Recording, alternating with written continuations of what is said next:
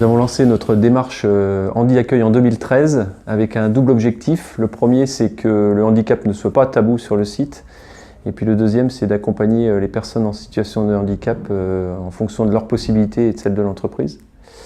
C'est un projet important qui s'inscrit bien dans les valeurs de l'entreprise et du groupe et qui permet à chacun d'être acteur, qu'il soit ou non touché par une situation de handicap.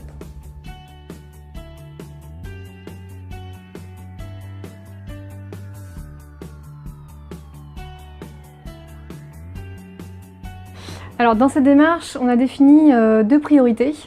Donc la première qui est de sensibiliser l'ensemble des collaborateurs du site au sujet du handicap afin de casser les a priori sur le sujet. Donc pour ce faire, on a développé à la fois des actions de formation à destination de différents profils et nous avons également développé des actions de communication avec ce que vous avez pu notamment constater sur les BD qui ont été réalisés en interne.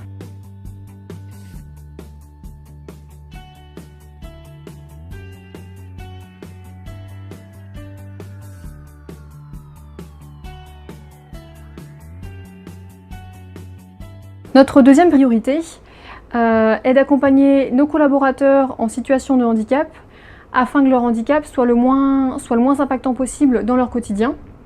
Et donc depuis que nous avons lancé la démarche, donc depuis 2 ans, on a accompagné une vingtaine de collaborateurs sur différents types de métiers et sur diverses typologies de handicap.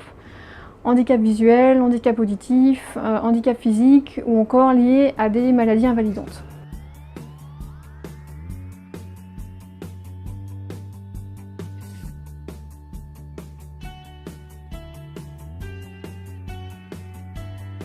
Donc voilà, suite à un accident de voiture, que je suis en handicap sur un bras, il a fallu qu'ils m'établissent des postes de travail.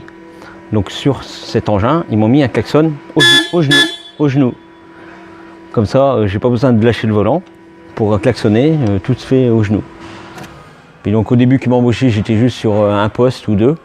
Puis maintenant, je les fais pratiquement tous. Donc, il y a juste un que je fais pas pour l'instant, mais ça va venir. Puis ça se passe très bien, genre, ici ils sont très accueillants,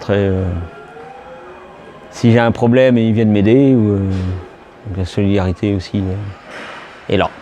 C'est la seule chose que je dis pour les entreprises, c'est qu'il faut qu'elles fassent un essai aux personnes handicapées pour voir si ça va ou pas. Parce que pour ça, quand j'avais demandé en intérim, j'avais dit est-ce qu'ils sont au courant que j'ai un handicap sur le bras. Ils m'ont dit oui. Ils ont dit, le chef a dit envoyez-le, puis on verra. C'est comme ça que j'ai eu ma chance.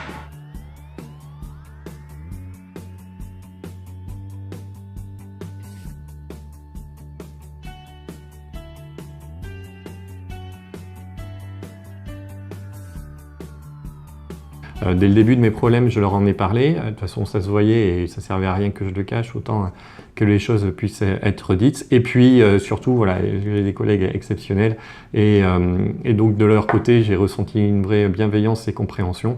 Et une fois que le diagnostic a été posé, donc j'ai eu des échanges avec les accompagnateurs de la démarche Handi Accueil. Donc ça a constitué plus une solution qu'un problème. Et donc l'impression que j'ai eue, c'était qu'il y avait une vraie écoute et une compréhension par rapport à mes difficultés et par rapport à mon handicap. Donc aujourd'hui, concrètement, j'ai un temps partiel thérapeutique, je travaille à 50%.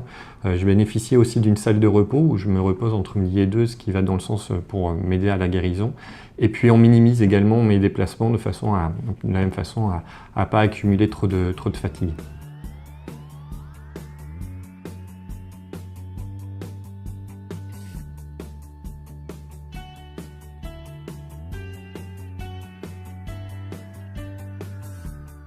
Je suis entré dans le processus Handi Accueil suite à l'aggravation de mon problème visuel, de ma déficience visuelle. Donc, au cours de ces démarches, j'ai pu bénéficier des expertises extérieures pour aménager mon poste et rendre ma vie plus facile. Donc, pour moi, ça a d'abord été un grand écran qui me permet de mieux présenter le texte et surtout un outil de zoom qui me permet de suivre le pointeur, de savoir où je me trouve sur l'écran et surtout qui me permet de zoomer à volonté Donc aujourd'hui, j'ai une fatigue visuelle nettement moindre et surtout, je peux me concentrer sur le travail et non pas me concentrer sur où est le pointeur et déchiffrer le texte qui est à l'écran. Nous avons également développé des partenariats avec des acteurs locaux engagés, soit par l'intégration de stagiaires ou d'intérimaires en situation de handicap, soit par la mise en place de contrats de sous-traitance avec des structures spécialisées.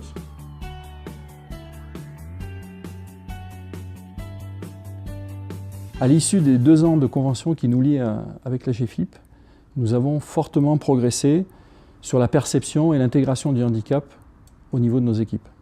Nous avions comme objectif de doubler notre taux d'équipiers en situation de handicap. C'est un objectif qu'on a largement atteint, qui était pourtant très ambitieux.